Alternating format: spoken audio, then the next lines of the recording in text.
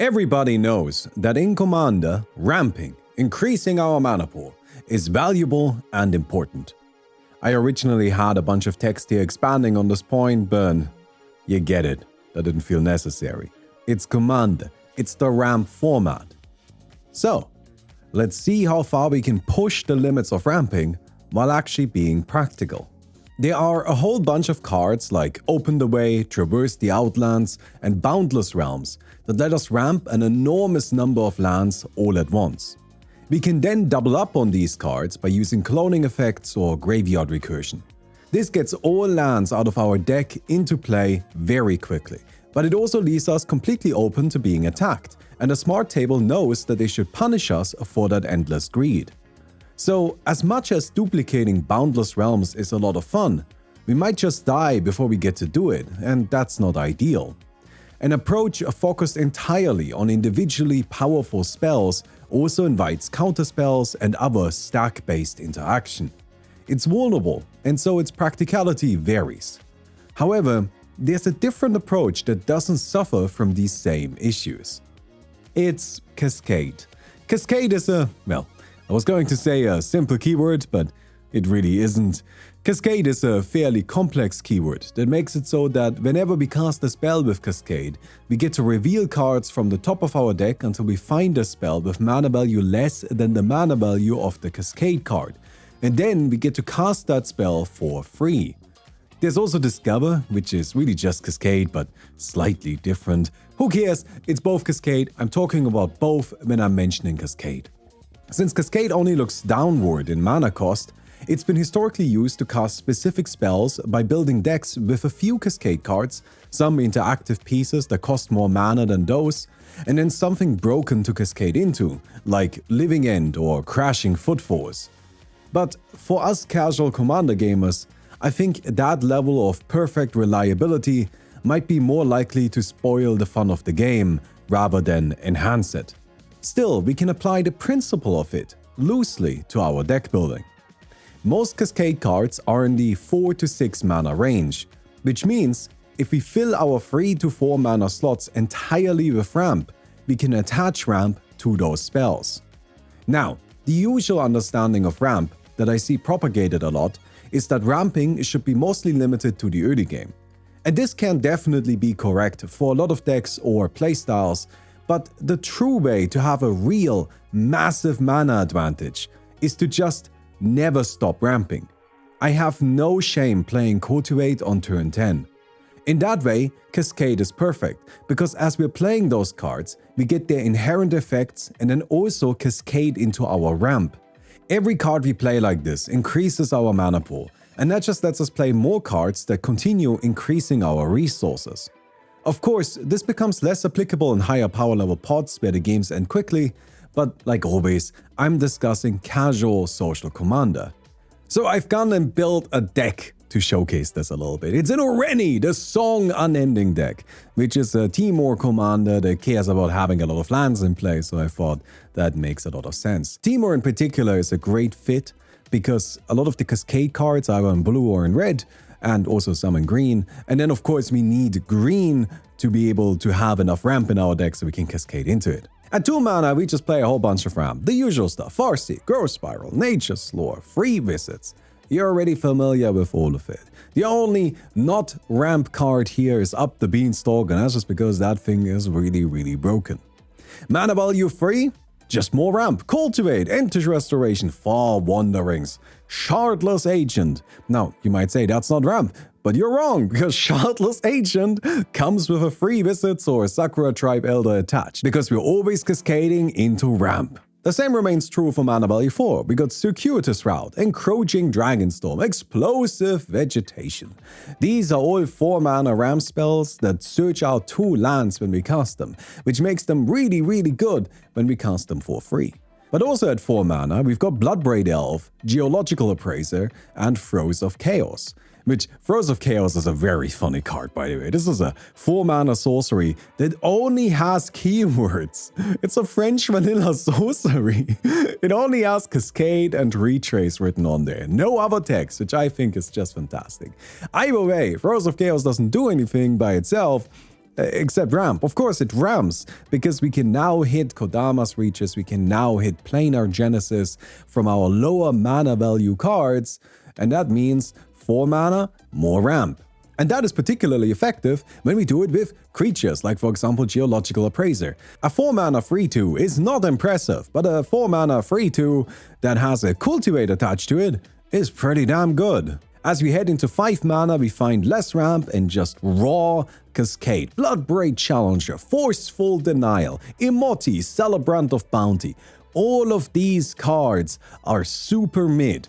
However, because when we are casting them, we're very likely to also cast a Vastwood Surge or an Unexpected Windfall, they suddenly become quite okay. Now, I understand that okay doesn't sound particularly convincing, but the cool thing is that anytime we do this, we're creating more and more resources which we can lead into our next plays. Next turn, we can Cascade twice. The following turn, we can play the Commander and Cascade. It just keeps going. It just keeps accumulating value. This is very much a quantity over quality approach. But that's not to say that we don't play any quality. Once we go above 5 mana, we can fit a bunch of powerful cards because, you know, we're gonna have the mana for them. Like Bane of Progress is gonna just ruin people's day. Same thing is true for Endre's Forerunners or Azuri's Predation. These are cards that are expensive and powerful. And because everything else we do in the deck has ramp attached to it, we're gonna be able to cast them very easily.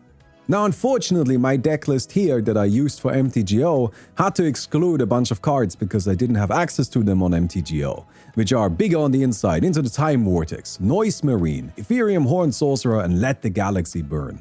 It does actually hurt a little bit that these cards are missing, because Let the Galaxy Burn and Noise Marine are incredible cards since they can act as removal, and removal is key in a deck like this. If we're slamming 3 mediocre spells a turn, then it's good if some of them kill a few things that our opponents got so that our mass mediocrity can outweigh their quality. Every once in a while, I will put a deck list like this together in paper, and every time I do, I end up running out of lands in my deck.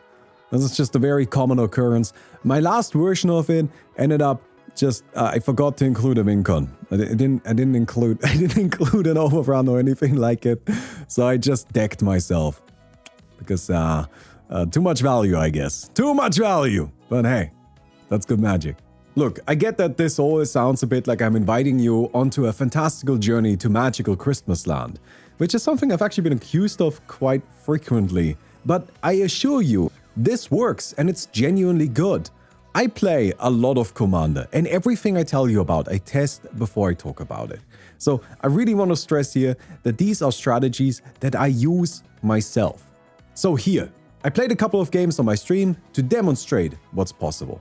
Oh, and if you enjoyed the video so far, please don't forget to give it a thumbs up. I would also really appreciate it if you could check out my Patreon. There's a link down in the description. On my Patreon, I upload stuff like card reviews, which I thought were gonna be like 20 minutes, and then Wizards went and dropped like 600 cards, so the video is an hour long. That was a nightmare.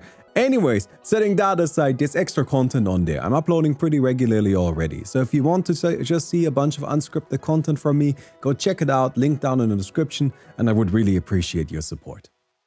I would like to go first, yes! Oh, this is not it. Is it? I mean, it could be, actually. It's alright, it's alright. We'll play this and immediately fetch out something blue? Alright, just do the usual. Force chic. Wait. Alright, I can't fetch out a forest with this, and I'm not playing any dual lands. Oh, I get so lazy if it comes to lands. I just like, fuck it. Just fill it up with basics. You kept a one-lander? Oh, man. Alright, okay. So, here we go. Bloodbraid Elf. And up the beanstalk. Okay, well, that's actually one of the only options that wouldn't... That's not ramp. I mean, I shouldn't complain about getting an up the beanstalk into play. But it is genuinely one of the only things we could hit that isn't ramp. So that's unfortunate. Also, we have a 3/2 in play. That's nice. Come on, my guy. Why would you keep a hand with one hand? It's just gonna be a reanimate, you know? There's a plan. There's a plan and it's bad. All right, you know what we're doing? We're playing big score. I think I'm discarding Oral. Can save myself that step. And we're cascading. What are we hitting? Colony Hard Expedition. Slam that bad boy. Get another body on the board. Swing in. Now that's gaming. Wait, did this guy miss a land drop as well? Oh my god. Alright, land. Get a quest counter. Boarding party. Planar Genesis. We'll get probably Baldur's Gate. Smack. Toxic Deluge. I mean, I wasn't really planning on just like fucking up your commander next turn, but I guess that's probably what I'm doing. Not much else to do. Ooh, what are we destroying? One Power Stone? Yeah, that's fair. Get rid of the beans. Ooh, Howling Mine. I think I need to deal with Nurgle. Get him. Oh, cool. Well, that was easy. 5, 2, 1. Perfect. I should have used the Colony Hard Expedition. I just didn't want to take a chance on a consider. Like this bad boy, forest, mountain, and with onion rings. Kite Sail Larcenist. No! I guess my Orani is attrition now. That's actually fine. Just means I can recast it. Extra mana. Oh, perfect. Animate Dead. Uro. If I'm completely honest, it feels like you just used one of the best reanimation spells on a creature that died immediately. Did you draw land? No. I have 11 mana, right? So if I do this, that costs me 2. I have 9 mana. Kind of works, I guess. Dry Shroud Clan. Forest. Reign of Riches. Do I want to play Walk with the Ancestors here? I'm not convinced. 4 mana. I guess we just play Solemn or Vastwood Search. Just fucking ramp even more. No, let's play Solemn so we have at least something on the board, right? I mean, Solemn is still gonna ramp. Solemn is still ramping. Yeah, I would like to cast a Sakura Tribe Elder. Why wouldn't I? All right, small problem. We're already kind of running a little low on lands. So do I murder things next turn? Is that the plan? Oh, I'm being attacked. Oh my god, I can actually do a Steve block. No, it's got flying. Never mind, I can't block for shit. Didn't even want to block. You know what? I'm gonna sack Steve anyways. I'm gonna do it anyways. You can't stop me. Why do I care that it doesn't do anything? So you need 10 mana for already? I mean, that's not hard. If I draw a land, I can actually wish cast expertise too, right? Because I've got 2 treasures over there. Hey! That's so rude. It's a shame too, because I actually had a way to generate treasures every turn. Probably do want to play Oreni before this all gets out of hand though. Come on, my guy. 1 land.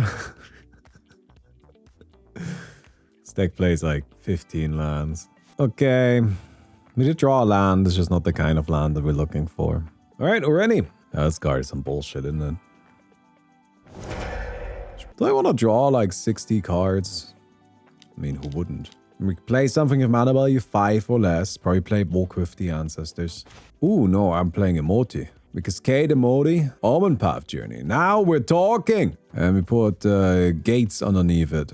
Okay, we go to combat. We smack this guy for Solemn. I mean, I really think our opponent self-inflicted this. Because this guy immediately killed Oreni, which is just like, obviously, I'm gonna fuck you up then. Alright, discard this, discard this, discard this, discard this. I'm a little disappointed we didn't find the Maelstrom Wanderer. That would have been good. That would have been a good card to get. Copy of any creature in the graveyard. Can you even kill my stuff? It's 10. I think this guy has exactly 10 lands. No, 9. It's only 9 lands. Oh, it's not even enough to kill Oreni. Does kill all of the other guys though. And disappointingly, Emoti. Emoti was the one I was actually looking forward to using. I would like to draw a card. Yes, please. Oh no! Well, I mean, okay. Did you not learn your lesson yet? No, you can't just keep killing. It's okay, do your thing. Kill the dragon if you want. I mean, like, if it makes you happy. Alright, I mean, honestly.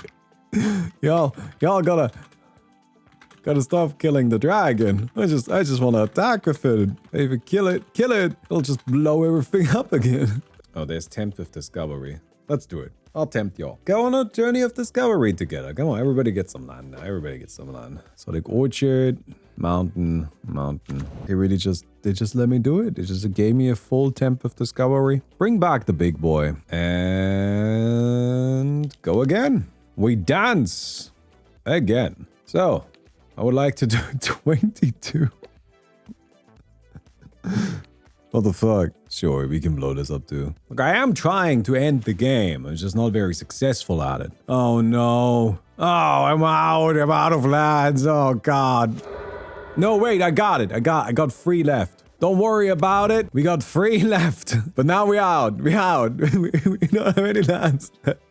So that's okay. My entire goal here is I gotta find the Maelstrom Wanderer somehow, because it gives me haste, and then I can just Azuri's Predation and kill him. We should be getting close. I have, I think, 25 lands in play. Oh no, they're getting more removal. They gotta get more removal. Oh no. Don't do it. What are we doing? Oh, okay. We're going into the moon. We're going into the moon. That's fine. I have a way of dealing with it. I think putting a Rennie into the moon does make sense. I still consider it to be quite rude. I actually think a Prison in the Moon is a card that you probably shouldn't play in casual, because it's just a little too mean. Consecrated Sphinx. Consecrated Sphinx is a game changer, right? Why? Arcane Schnicknut. I like how this guy is just like 10 turns behind. But don't worry, they play 33 lands. How could this happen? I think I have more lands in play than this guy has in their deck. Blow up this bad boy. I think everything else is fine. How much mana do I have? I have 5, 9, 20. What's the best way of going about it? I think it might be Endrace. Yeah. This is enough to kill this guy. So I guess I should probably do that? I mean, that's lethal. Guaranteed. Got him. Alright, that player's out. Bane of Progress. Why are you playing so many mana rocks? You don't need that many mana rocks. Oh, yep. There goes. Alright, we have a handful more lands than this guy. We have a couple more lands than our opponent. Migration Path, yes. Wait, I don't think... I can't get any more lands. I have none left. Alright, that's fine. Sweetgum Recluse. Put some counters on people. Go get them. We have a couple more lands.